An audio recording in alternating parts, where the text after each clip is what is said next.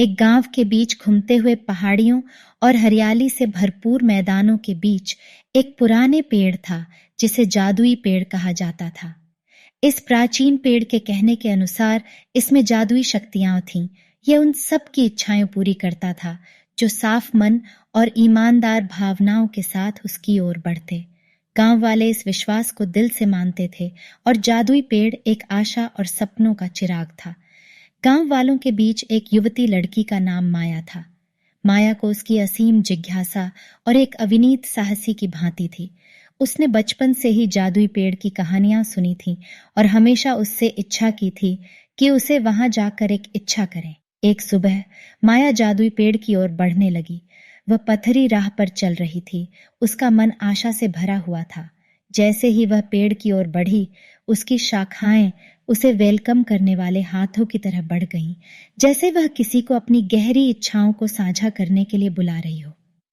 माया ने आंखें बंद की, गहरी सांस ली और अपनी इच्छा को पूरा करने लगी।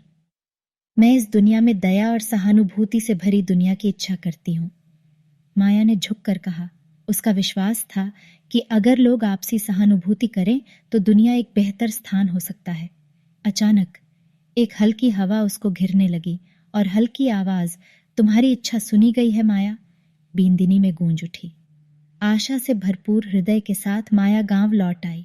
दिन हफ्ते में बदल गए और माया ने आसपास कुछ अद्वितीय घटनाएं देखी।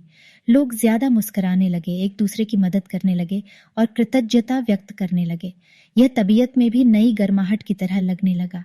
समय बीतते बीतते माया की इच्छा ने अपना जादू चलना जारी रखा। लोग छोटे सहयोग के काम करने लगे। बुजुर्ग को सामान लेने में मदद करना, जिन्हें आवश्यकता है उनके साथ भोजन साझा करना और पर्यावरण को पूर्णतया रखने के लिए पेड़ लगाना।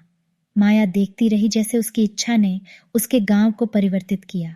एक दिन जब माया जादुई पेड़ के नीचे बैठी हुई थी, उसने देखा कि एक समूह बच्चे उसके चारों ओर इकट्ठा हो रहे हैं। वे उसकी ओर अद्वितीय रुचि के साथ देख रहे थे। माया, हमें जादुई पेड़ के बारे में बताओ, एक बच्चे ने पूछा।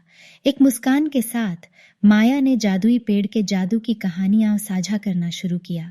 कैसे उसने अपनी साधारण इच्छा को एक परिवर्तनशील परिवार बनाया। बच्चों की आंखें चमक उठीं, जैसे वे यह जानने के लिए उत्सुक हो कि उनकी इच्छाएं भी अच्छाई की लहरों को उत्पन्न कर सकती हैं। महीने साल में बदलते हुए गांव दया और सहानुभूति की एक उदाहरण बन गया। आसपास के गांव से लोग उनके उदाहरण से सीखने आए और जादुई पेड़ की कथा दूर दूर तक फैल गई। एक शाम सूर्य पहाड़ियों के पीछे डूबते समय माया जादुई पेड़ के नीचे वापस आई। उसने उसकी शाखाओं की ओर ताक दी, एक गहरी कृतज्ञता की भावना से भरी हुई। उसे यह सीख मिल गई थी कि इच्छाएं सिर्फ पाने के बारे में नहीं होती, वे देने के बारे में भी होती, सभी के लिए दुनिया को बेहतर, उज्जवल स्थान बनाने के बारे में होती। धन्यवाद जादुई पेड़, माया ने बोला।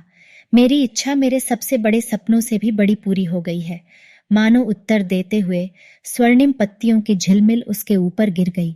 माया के चारों ओर जैसे फूलों की बरसात हो रही हो। यह एक पूरी जादू से भरी लंबी रात की तरह था, जिसने माया के दिल की इच्छाओं को पूरी किया और उसे अपने गांव का एक नया दिन दिखाया।